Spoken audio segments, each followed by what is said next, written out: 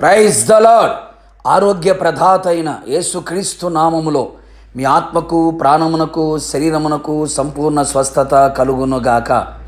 ఈ దినపు యేసయ్య జీవపు మాట 41వ కీర్తన 3వ చరణం.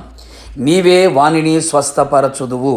యేసయ్య గద్దింపునకు లోబడి ఆయన అడుగు జాడల యందు నడిపించబడుచు సమస్త ప్రవర్తన యందు ఆయన అధికారమునకు అప్పగించుకొని నడిపించబడుచున్న నా దేవుని సంబంధులారా, ఈ ఆత్మీయ యాత్రలో మన జీవితంలో ఎదురవుతున్న ప్రతి అనారోగ్యమును, అది ఆత్మకు, ప్రాణమునకు, శరీరమునకు ఆవరించిన మన యేసునాథుడు స్వస్థపరచగలవాడు, బాగు చేయగలవాడు.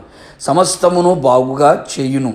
ప్రతి వ్యాధుల బలమును నిర్మూలపరచగల దేవుడు మన యేసయ్య.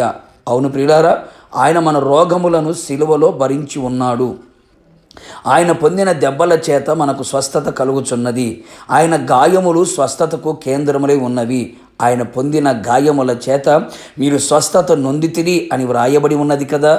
నిజమే ప్రియులారా, ఆయన వస్త్రపు చెంగులో స్వస్థత కలదు, ఆయన వాక్కులో స్వస్థత కలదు, ఆయన నోటి ఉమ్మిలో స్వస్థత కలదు, ఆయన గాయములలో స్వస్థత కలదు అని గ్రహించి విశ్వసించెదము.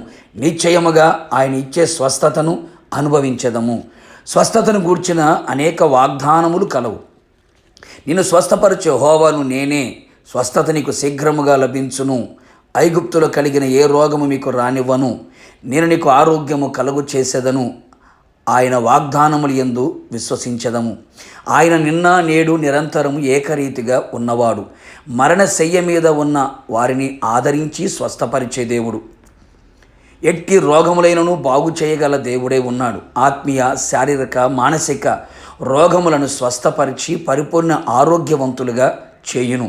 ఆయన వాక్కును శ్రద్ధగా విని ఆయన ఆజ్ఞలను అనుసరించి నడుచుచు ఆయనను మాత్రమే సేవించుచు ఆయన యందు పరిపూర్ణమైన విశ్వాసము కలిగి ఉన్నప్పుడు, ఆయన యందు భయభక్తులు కలిగి జీవించినప్పుడు, పాపమును విడిచి ప్రార్థించినప్పుడు, నీ పాపము ద్వారా, అవిధేయత ద్వారా, ప్రకృతిపరమైన వాటి ద్వారా వంశపారంపర్యముగా వచ్చిన ప్రతి రోగమును ఆయన తొలగించి దేహమునకు ఆరోగ్యమును, ఎముకలకు సత్వను కలుగుచేసి సర్వ శరీరములో ఆరోగ్యమిచ్చి గంతులు వేయినట్లుగా ఆయన చేయును.